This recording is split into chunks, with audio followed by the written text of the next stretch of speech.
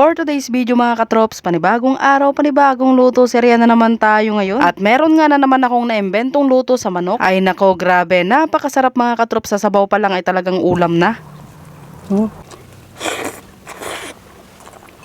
So, ayun mga katrops, bali na i-prepare ko na nga pala lahat yung mga sangkap na gagamitin ko. Nakapaggayat na nga ako dyan ng bawang, sibuyas, kamatis, tsaka nahugasan at nahiwa ko na nga rin itong karne ng manok. At sineperate ko nga lang itong chicken skin. So, ayun, tara, simulan na nga nating magluto mga katrops. Bale, hindi na nga pala ako dito gagamit ng mantika dahil pagmamantikain ko na nga lang itong chicken skin. So, dahil meron na nga itong nailabas na mantika, ayan, nilagay ko na nga dito yung bawang at sibuyas para nga gisa-gisahin. At ayan, isunod na nga nating ilagay dito yung kamatis mga katrops. Mas maraming kamatis ay mas masarap. Kaya naman kung balak nyo nga rin magluto ng ganito mga katrops, ay damihan nyo nga sa paglalagay ng kamatis. At kung gusto nyo nga ma-achieve yung masarap at malinamnam na sabaw, ay gigisahin nyo nga ng todo yung kamatis at manok. Kagaya na lang nitong ginagawa ko. At habang ginigisa ko nga ito, ay naglagay na nga ako dito ng pinong paminta at asin. Para nang sa ganon mamaya kapag kanilagyan mo nga ito ng sabaw o tubig ay hindi maging malansa. So ayun, bale para nga mas maging malinamnam nga ito, ay naglagay nga ako dito ng isang pirasong Knorr cubes. Tsaka ko lang ito tinaktakan ng kaunting magic sarap. At ginisa-gisa ko nga lang ito mga katrops hanggang sa magmantika. Bago ko ito nilagyan ng 2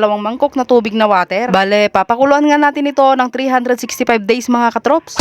Para sure na siguradong maging masarap. So, ayun, shoutout nga pala sa ating katrops, Julian Palmares. Shoutout din kay Angelo Vera Lau na lagi daw nanonood ng aking vlog. Ganon din kay Franz from Mateo Rizal. Ayan, shoutout sa inyo mga katrops. Maraming salamat na thank you sa laging pagsuporta. So, ayun, kung gusto mo nga rin may shoutout sa aking next vlog, ay lagi nga lang kayong mag-like, comment, and share sa aking mga video na ina-upload. At kung umabot ka nga pala sa part ng video na to, ay pa-comment naman dyan sa baba kung taga saan ka at kung anong oras mo nga ito napanood. Para nang sa ganon ay alam ko kung hanggang saan nakarating itong aking vlog. At dahil luto na nga itong ating nilulutong ulam, kaya naman ayan, sumandok na nga ako dito ng aking pagkain. Kaya tara, kain na tayo mga katrops. Ayan, tara, tikman na natin itong ating nilutong kinamatisang manok. Ayan o. Tara, kain na tayo mga katrops. Kumuha na rin kayo ng inyong pagkain at sabayan nyo na akong kumain. First bite.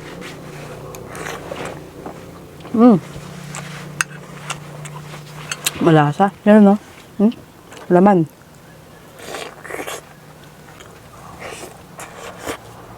Sayang, wala tayong nailagay na gulay. Wala kasing available mga katrops eh.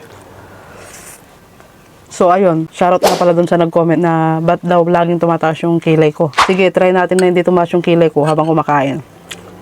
Parang mahirap yung challenge na to mga katrops ha. Yan o. Tumaas na naman. Dapat hindi tumataas, di ba? Ayan. Sure na to, hindi natataas.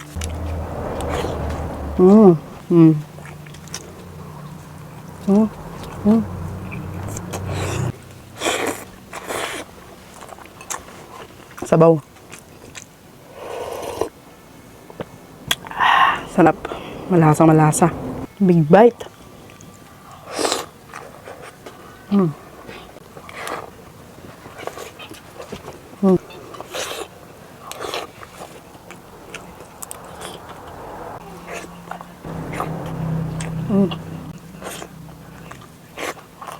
Ayan mga katrops, last bite na tayo. So, paano ba yan mga katrops? Hanggang dito na lang itong aking vlog. Huwag nyo na rin po palang kalimutang i-like and share itong aking video. Maraming salamat sa panonood. Bye-bye!